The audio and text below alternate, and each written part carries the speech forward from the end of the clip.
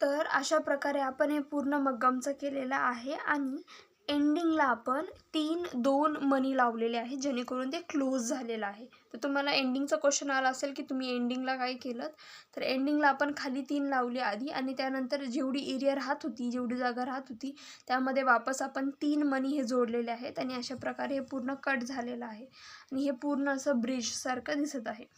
तर आपण हा व्हिडिओ इथे संपवत आहोत आणि नेक्स्ट व्हिडिओमध्ये आपण शुगर बीट्स पाहणार आहोत. हे होते गोल्डन मोतींचं मग्गम वर्क.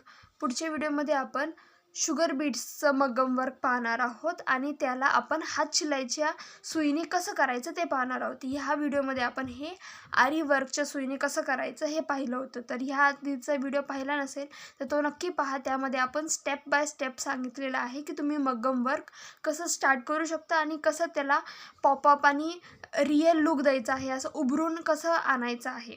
तर भेटूया नेक्स्ट व्हिडिओमध्ये. धन्यवाद.